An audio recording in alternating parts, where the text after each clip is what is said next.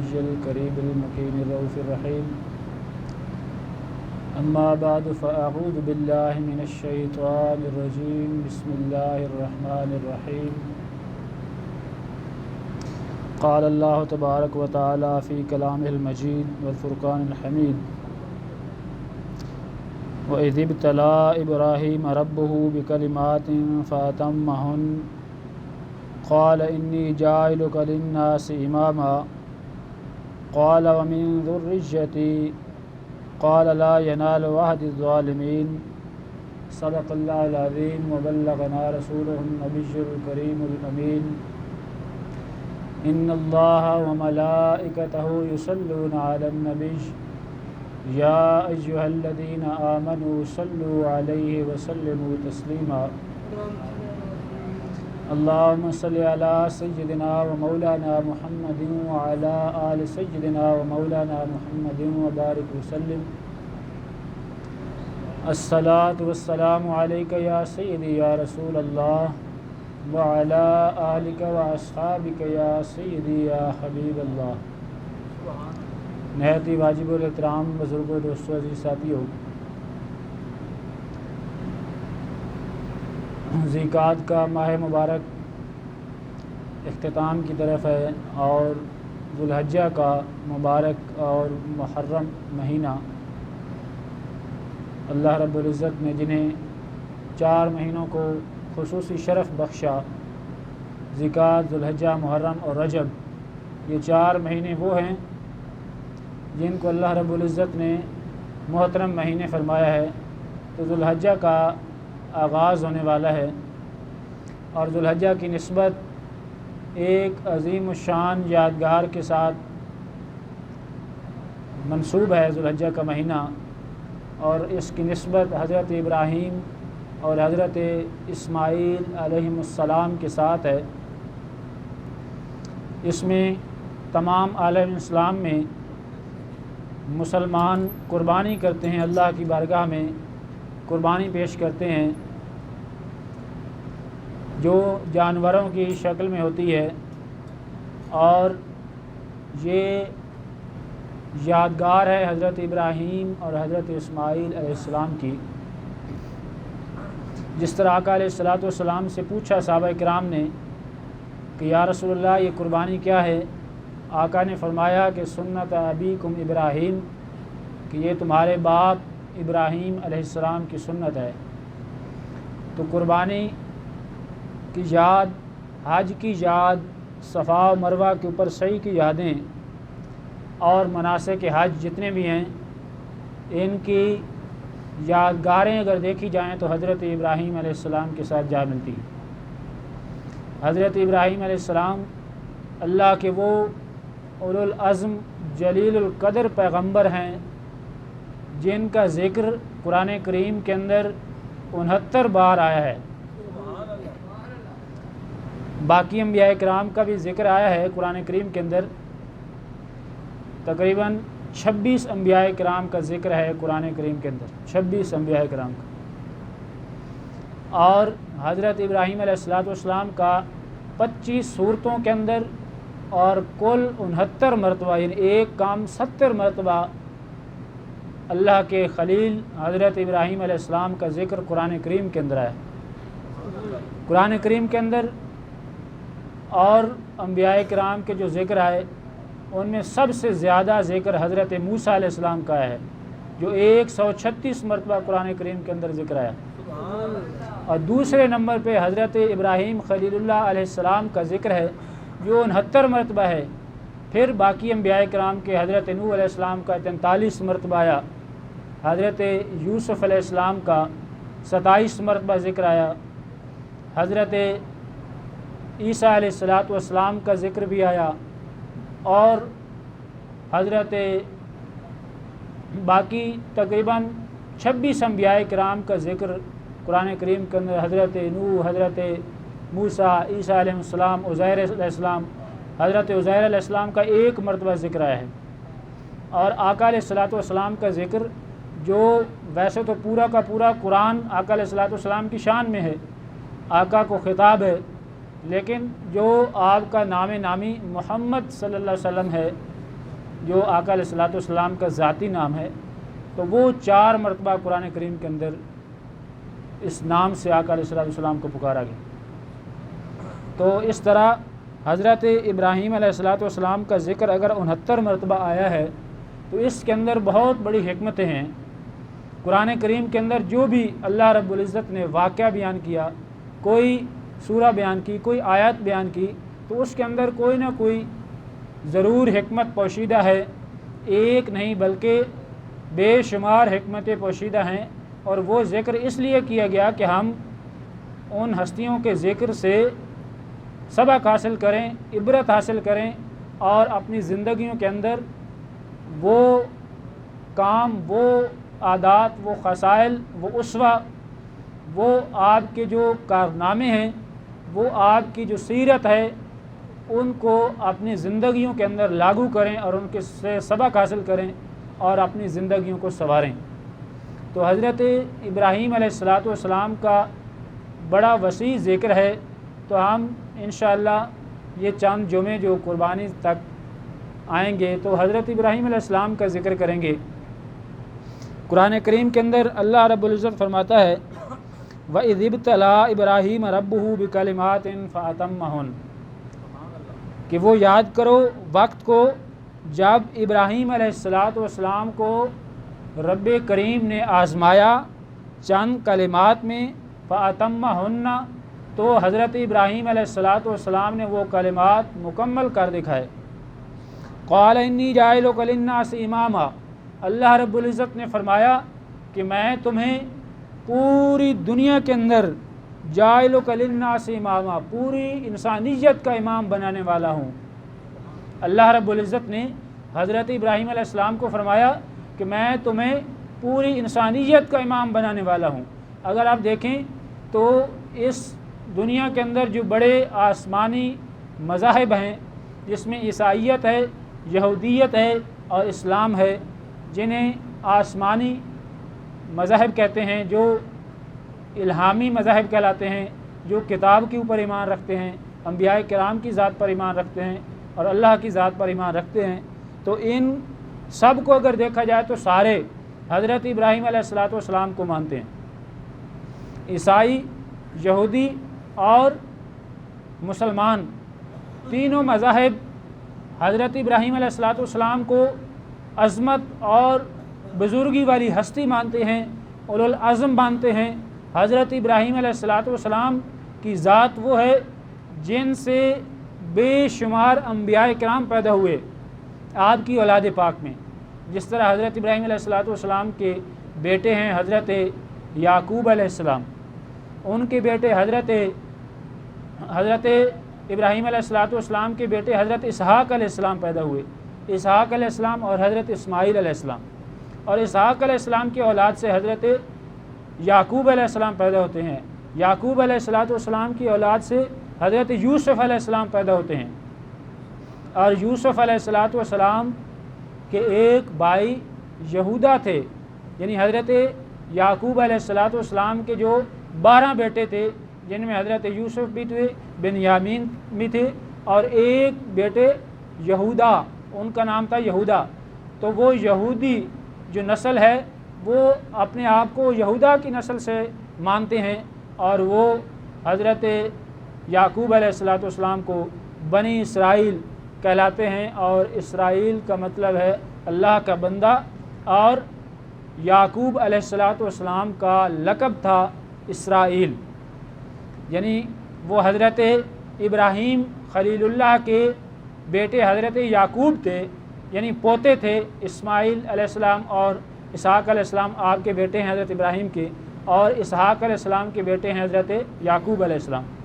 تو اسرائیل ان کا لقب تھا، اور جو بنی اسرائیل ہے وہ انہی کی اولاد میں سے ہیں۔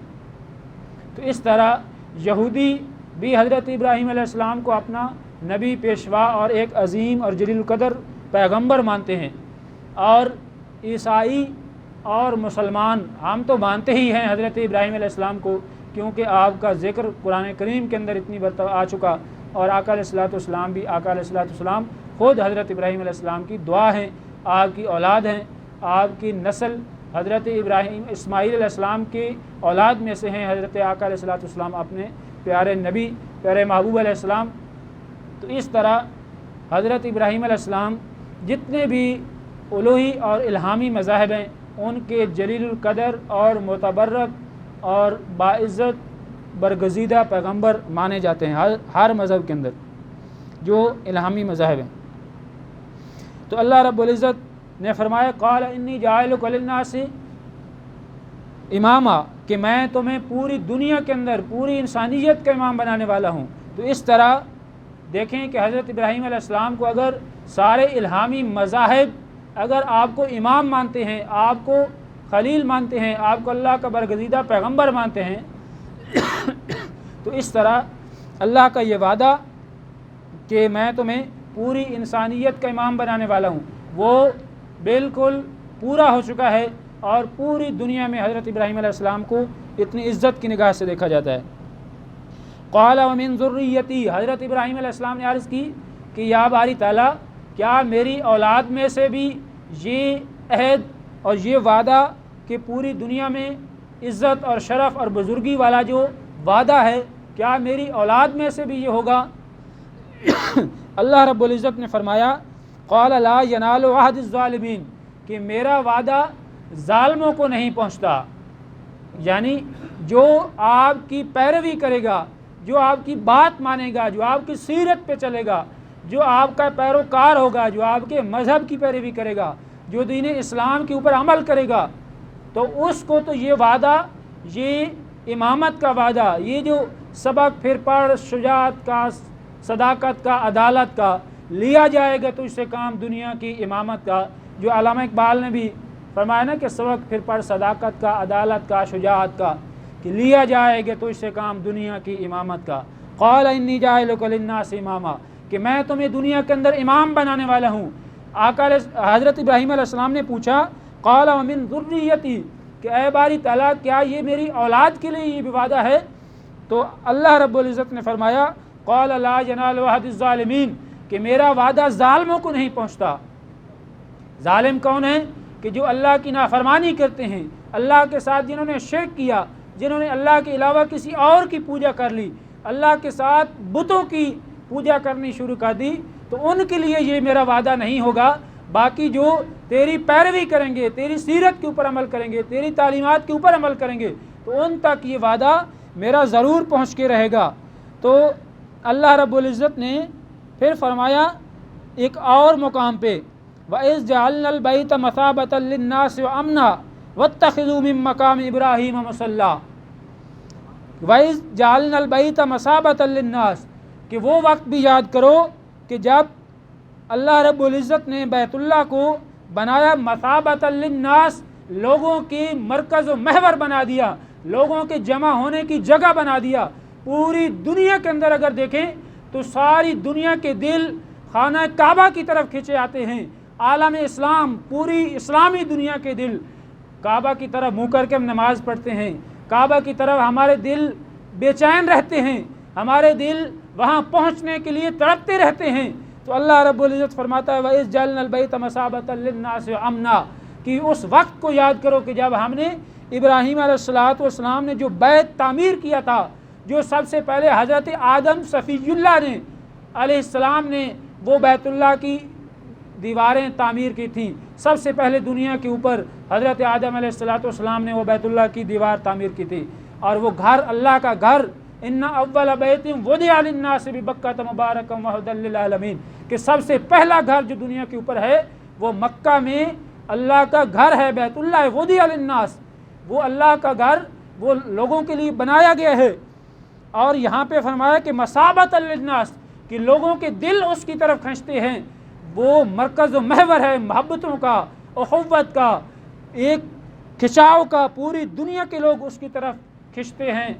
اور وہ امنا فرمایا اور اس کو امن کا گہوارہ بنایا۔ وہاں پہ خانہ کعبہ کے ارد گرد حرم ہے، امن کا ایک پیغام ہے، امن کی سرزمین ہے، وہاں پہ کسی زیرو چیز کو مارنا حرام کرا دیا گیا ہے۔ اگر حاجی وہاں پہ جاتا ہے، اگر ایک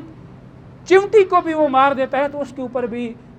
ایک دم لگ جاتا ہے، قربانی دینا پڑتی ہے، اس کے اوپر جرمانہ لگ جاتا ہے۔ یعنی اللہ کے گھر کی جو حدود ہے، حدود حرم، جس کو اللہ رب العزت نے امنا فرمایا، وہاں پہ امن ہے، سکون ہے، وہاں پہ سیکیورٹی دی ہے اللہ رب العزت نے ہر چیز کو۔ عالم جاہلیت کے اندر، زمانہ جاہلیت میں بھی لوگ وہاں پہ اپنے دشمنوں کو نہیں مارتے تھے، وہ ادب کرتے تھے کہ یہ حرام ہے، یہاں پہ یہ حدود اللہ ہیں، اللہ کے گھر کی یہ جو اللہ کے گھر کی حدود ہیں ان کے اندر وہ اللہ کے گھر کا احترام کرتے تھے، اور حدود اللہ کو اندر مارنا، قتل و غارت کرنا، کسی کو تکلیف پہنچانا حرام سمجھتے تھے۔ اور آج بھی حدود اللہ کو، اللہ کے گھر کی حدود اللہ کے اندر کسی چیز کو تکلیف پہنچانا حرام ہے۔ تو اس طرح اللہ رب العزت نے فرمایا کہ وَإِذْ جَعَلْنَا الْبَيْتَ مَثَابَةً لِلنَّاسِ وَأَمْنًا، کہ ہم نے وہ ابراہیم علیہ السلام نے جو تعمیر نو کی تھی جس گھر کی، اس کو ہم نے انسانوں کے دلوں کا مرکز و محور بنا دیا، جمع ہونے کا مرکز بنا دیا۔ حج کے موقع پہ پوری اسلامی دنیا سے لوگ وہاں پہ جمع ہوتے ہیں، اور امن کا گہوارہ بنا دیا۔ وَاتَّخِذُوا مِن مَّقَامِ إِبْرَاهِيمَ مُصَلًّى، اللہ رب العزت فرماتا ہے ابراہیم علیہ السلام کے مقام کو، مقام ابراہیم کو مصلی بنا دیں۔ وہ مقام ابراہیم کیا ہے؟ مفسرین نے لکھا ہے، تفسیر کبیر میں لکھا ہے، اور مفسرین نے لکھا ہے مقام ابراہیم کیا ہے کہ حضرت ابراہیم علیہ السلام نے جب خانہ کعبہ کی تعمیر نو کی تھی، جب حضرت اسماعیل علیہ السلام آپ کے ساتھ چلنے کے قابل ہوئے، اللہ رب العزت کی طرف سے حکم ہوا کہ میرے گھر کی تعمیر نو کی جائے، میرے گھر کو جو سیلاب اور پانی اور بارشوں سے جو خرد برد کا شکار ہو چکا تھا اللہ کا گھر، تو اللہ رب العزت کی طرف سے حکم ہوا کہ اس کی تعمیر نو کریں اے ابراہیم علیہ السلام۔ حضرت ابراہیم علیہ السلام نے آج سے 4000 سال قبل خانہ کعبہ کی تعمیر نو کی۔ حضرت ابراہیم علیہ السلام ایک مزدور کی طرح کام کر رہے ہیں، اور آپ کے ساتھ حضرت اسماعیل علیہ السلام پتھر اٹھا کے دے رہے ہیں، اور ایک پتھر تھا وہاں پہ جس کے اوپر حضرت ابراہیم علیہ السلام کھڑے ہو کر خانہ کعبہ کی دیواریں تعمیر کر رہے تھے، دیواروں کو اٹھا رہے تھے۔ وَإِذْ يَرْفَعُ إِبْرَاهِيمُ الْقَوَاعِدَ، کہ جب حضرت ابراہیم علیہ السلام ان دیواروں کو اٹھا رہے تھے، بلند کر رہے تھے، اور اس پتھر کے اوپر آپ پاؤں رکھے ہوئے تھے، آپ کے پاؤں میں جوتے نہیں تھے، اور ان پاؤں کے نشان وہاں پہ بڑھ گئے، ان پاؤں کے نشان حضرت ابراہیم علیہ السلام کے قدمان مبارک کے نشان وہاں پہ بن گئے، اور اس پتھر کو اللہ رب العزت نے مقام ابراہیم فرمایا، اور فرمایا وَاتَّخِذُوا مِن مَّقَامِ إِبْرَاهِيمَ مُصَلًّى، اس جو پتھر ہے جس کے اوپر میرے ابراہیم نے پاؤں رکھے تھے، میرے ابراہیم خلیل اللہ نے کھڑے ہو کر خانہ کعبہ کی تعمیر کی تھی، اس پتھر کے اوپر جو نشان بن گئے، اس پتھر کو اللہ رب العزت نے مقام ابراہیم فرمایا۔ اور قرآن کے اندر اللہ رب العزت نے فرمایا وَاتَّخِذُوا مِن مَّقَامِ إِبْرَاهِيمَ مُصَلًّى، کہ ابراہیم علیہ السلام کے مقام کو مصلی بنائیں، وہاں پہ کھڑے ہو کے نماز ادا کریں، مصلی نماز ادا کرنے کی جگہ۔ اور مفسرین نے یہ بھی لکھا ہے کہ حضرت ابراہیم علیہ السلام تو اس پتھریلی زمین کے اندر چلتے تھے، وہ زمین تھی بھی پتھریلی، وہاں پہ ہزاروں پتھروں کے اوپر حضرت ابراہیم علیہ السلام کے وہ قدم مبارک لگے ہوں گے، لیکن یہ قدم مبارک جس پتھر کے اوپر کھڑے ہو کے آپ نے ایک دعا کی تھی، جب یہ مقام ابراہیم کے اوپر کھڑے ہیں اور اللہ کے گھر کی تعمیر کر لیتے ہیں، تو اللہ رب العزت کے خلیل نے ایک دعا کی تھی، اور وہ دعا کیا کی تھی؟ ربنا وابعث فیہم رسولا، کہ باری تعالیٰ کہ تجھ سے اس جو تیرے گھر کی میں نے تعمیر کی ہے اس کی مزدوری کیا مانگتا ہوں کہ میری اولاد میں سے اپنا پیارا حبیب بھیج دینا، اپنا پیارا رسول بھیج دینا۔ اس کی مزدوری میں یہ مانگتا ہوں کہ میری اولاد میں سے، میری اولاد اور میری نسل مبارک میں سے اپنا آخری پیغمبر، آخری رسول، نبی آخر الزمان، خاتم النبیین، اپنا محبوب بھیج دینا۔ تو اللہ رب العزت نے دعا بھی قبول فرمائی، اور اس پتھر کے اوپر جس کے اوپر حضرت ابراہیم علیہ السلام نے دعا کی تھی، اس پتھر کے اوپر آپ کے قدم مبارک کے نشان بن گئے، اور وہ تا قیامت نشان بنے رہیں گے، اور اس عظیم یادگار کی یاد دلاتے رہیں گے۔ تو کتنا بڑا مقام ہے حضرت ابراہیم علیہ السلام کا، جن کا ذکر مبارک قرآن کریم کے اندر 69 مرتبہ آیا، اور اللہ رب العزت نے آپ کو جا بجا آپ کی اولل عزمی کا، آپ کی وہ عظمت کا، آپ کی جرت کا، آپ کی بہادری کا، آپ کی پامردی کا، آپ کی مستقل مزاجی کی وہ جو کہانی اور داستانیں رقم کی ہیں قرآن کے اندر، وہ ہمارے لیے مشعل راہ ہیں کہ ہم ان کی سیرت سے، ان کے کاموں سے، ان کے جو ایک ثابت قدمی سے ہم سبق حاصل کریں اور اپنی زندگیوں کے اندر نافذ کریں ان اعمال کو۔ اللہ رب العزت نے پھر فرمایا وَعَهِدْنَا إِلَىٰ إِبْرَاهِيمَ وَإِسْمَاعِيلَ أَن طَاهِرَ بَيْتِيَ لِلطَّائِفِينَ وَالْعَاكِفِينَ وَالرُّكَّعِ السُّجُودِ کہ حضرت ابراہیم علیہ السلام نے جب یہ دعا مانگی تو اللہ رب العزت فرماتا ہے کہ وَعَهِدْنَا إِلَىٰ إِبْرَاهِيمَ ہم نے ابراہیم علیہ السلام سے یہ عہد لیا، اور وَإِسْمَاعِيلَ اور اسماعیل علیہ السلام سے عہد لیا کیا کہ أن طَاهِرَ بَيْتِيَ کہ میرا گھر پاک کر دیں، للطائفین طواف کرنے والوں کے لیے، والعاکفین اور اعتکاف کرنے والوں کے لیے، والرکع السجود رکوع کرنے والوں کے لیے، سجدے کرنے والوں کے لیے میرے گھر کو پاک اور صاف کر دیں۔ تو حضرت ابراہیم علیہ السلام نے اللہ کے گھر کو پاک کیا، اور پھر حضرت ابراہیم علیہ السلام کا ایک اور مقام پہ اللہ رب العزت نے اس طرح ذکر کیا قرآن کریم کے اندر وَإِذْ قَالَ إِبْرَاهِيمُ رَبِّ اجْعَلْ هَٰذَا بَلَدًا آمِنًا وَارْزُقْ أَهْلَهُ مِنَ الثَّمَرَاتِ مَنْ آمَنَ مِنْهُمْ بِاللَّهِ وَالْيَوْمِ الْآخِرِ قَالَ وَمَنْ كَفَرَ فَأُمَتِّعُهُ قَلِيلًا ثُمَّ أَضْطَرُّهُ إِلَىٰ عَذَابِ النَّارِ وَبِئْسَ الْمَصِيرُ۔ اللہ رب العزت فرماتا ہے کہ وَإِذْ قَالَ إِبْرَاهِيمُ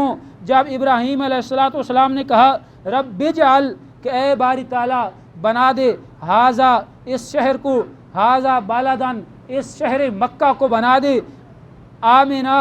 امن والا، امن کا گوارا بنا دے۔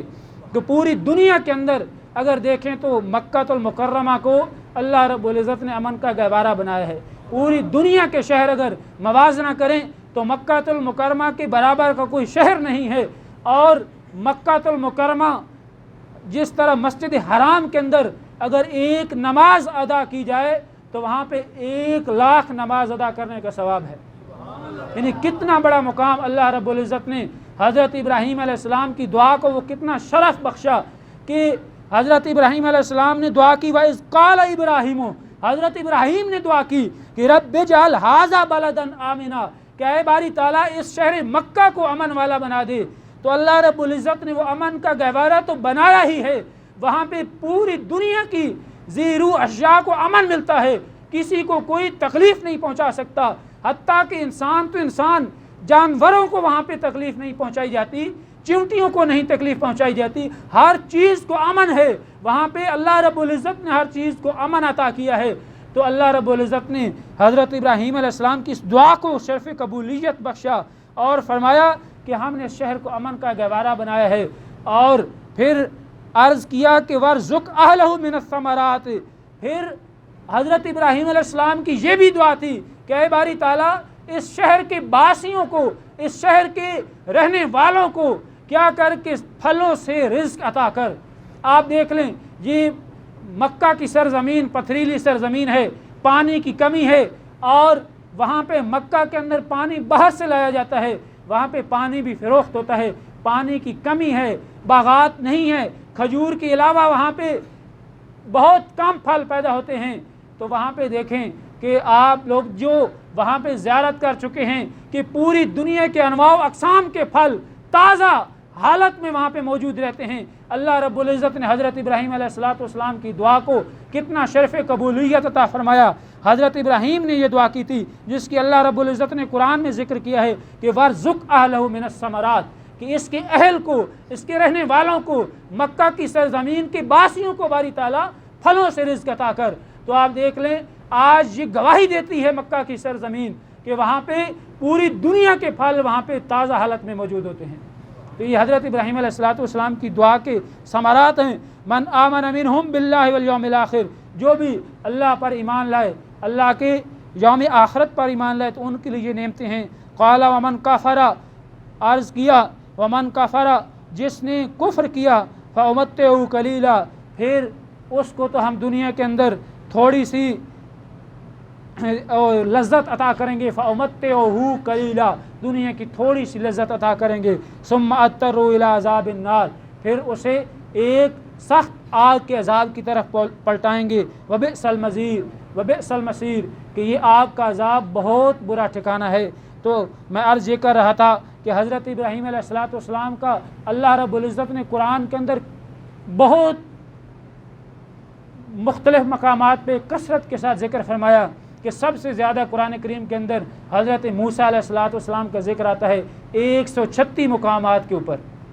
اور پھر دوسرے نمبر پہ حضرت ابراہیم علیہ السلام کا ذکر ہے 69 مقامات کے اوپر،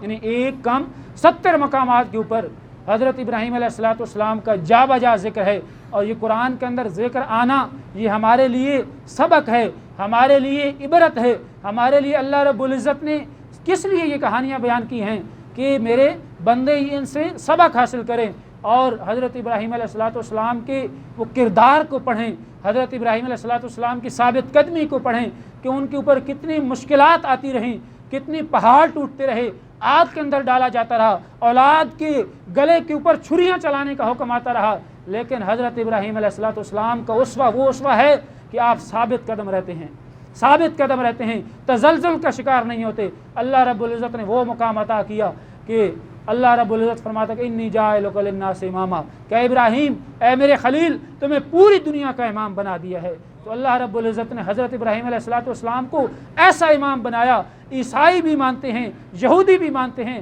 مسلمان بھی مانتے ہیں، پوری دنیا کے اندر ڈنکے بج رہے ہیں، واتخذوا من مقام ابراہیم مصلی انی جاعلک للناس اماما۔ اللہ رب العزت ہمیں اسوہ ابراہیمی علیہ السلام کو سمجھنے کی توفیق عطا فرمائے۔ وما علیہ الا البلاغ۔